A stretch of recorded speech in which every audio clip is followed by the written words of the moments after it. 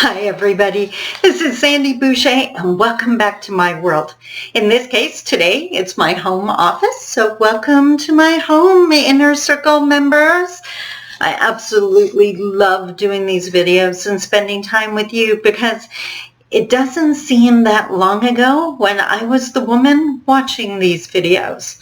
Now, on the Inner Circle, Honorary Indian Daily, but especially the Inner Circle, is just to help us celebrate all that we are. There's so many women out there that still don't understand how amazing they are, how they are an essential piece of the puzzle, and how they are a puzzle themselves, and every single day our pieces fit together better than they did before if and only if we give ourselves the chance to do that.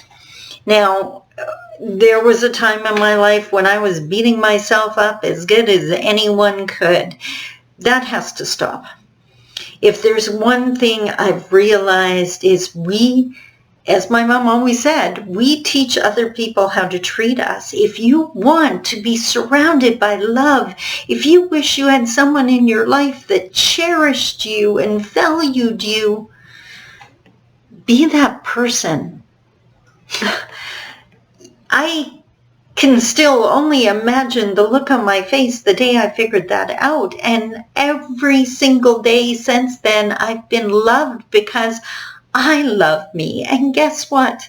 When you love you, then other people do too, because it gives them permission to love themselves as well. Now, the Inner Circle is all about learning how to do that. Learning how to change that voice in our heads, learning how to build a world that is filled with support and inspiration for us.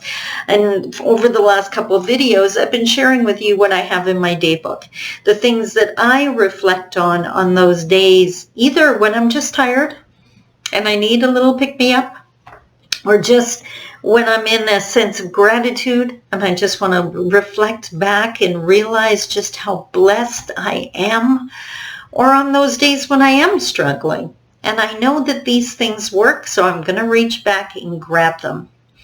Now, we've been looking at what's in the front of my daybook, and there was a lot of stuff in there, but there's only 3 things left. And again, just like last time, I'm going to print them down in the email. So if you want to print them out and post them somewhere, please do. I would love to know which ones resonate with you. That would be absolutely amazing. I want this to be as interactive as possible. I wish we were in a room together. I wish you were sitting here having coffee with me, but we can't. It's not yet. So please just send those emails. You're not bothering me. I would love to hear from you. In fact, you totally make my day when you email me. So please do. Now, next week, we're actually going to start looking at the things that are in the back of my daybook. And I know what's back there because I know where I keep those special things. So I know exactly where to go when I need them. But today we're going to finish off, like I said, with these last 3. And I'm actually going to put them in a reverse order here. The first one is another note from the universe. And I hope after last week's video that you went and signed up for those universe messages. And if not, I'm going to put the link in the email so you can. This one is directed at people in business, and I've been in business for 10 years, so it kind of makes sense that I would have that. But if there's one thing I've mastered over the years is being able to take something that was directed at someone else or another industry or another type of person and being able to work it so that I get a teaching from it as well. So whether you're in business or not, I'd be willing to bet there's a lesson here, and I would love to hear what you take from it. So the note from the universe: Quickie Happiness Workshop for Increasing Profits at Times of Seeming Peril. Think as much, if not more, about growing your income as you do of trimming your expenses. And for extra credit, focus on customers more than vendors, smiles more than frowns, possibilities more than risks, options more than commitments, vacations more than overtime, detours more than setbacks, opportunities more than obstacles, and Goldilocks more than the three bears from the universe. Doesn't that make sense? I know, now I've had my challenging times, and I still do in a lot of different ways. When I least expect it, like always, that stayed consistent. But I can remember, I'm a 10-year domestic abuse survivor. I can remember my life being blown apart when I least expected it. I've had to sell my furniture to feed my children because I was living and existing at that level of poverty. But at those times, as I mentioned in Honorary Indian Daily, and if you're not listening to those recordings, you need to start listening to those recordings. They're there for you. But as I mentioned in the recordings, I didn't focus on whatever that was, that big, huge black cloud, whatever was trying to get me. I couldn't do anything about that, and I knew that. So I focused on what I could do. And as I mentioned in the recording, sometimes all I could do was rearrange the furniture. But it's amazing the new perspective you get from looking at it from the other side of the living room. So when you're challenged the next time, focus on what you can do. You can get lost in a good book. You can go out and do a walk and it'll help you reduce your stress. You can enjoy a great conversation with a friend or a family member. You can do so many things. You are not helpless. And we need to start going to what we can do rather than focus on the things we don't control. Now, the next one, on top of being motivated and empowered and happy and thrilled with my life, I am an Aries. For those of you that are into astrology, which means I jump in where angels feared to tread. I love the fact that I've held on to that little girl sense of excitement and enthusiasm, even though I'm 55 years old now, and I have absolutely no reason to change that. This is a November 27th, last year, 2019, horoscope. What do you have to lose? The planets are shaking you and the hopes are ridding you of your old objectives to make way for new growth. You feel doubt where once there was only certainty. When you consider the worst that can happen, it may help you to realize that what you're clinging to really isn't all that important. It's time to let go and begin anew. Some things have to end so that other things can start.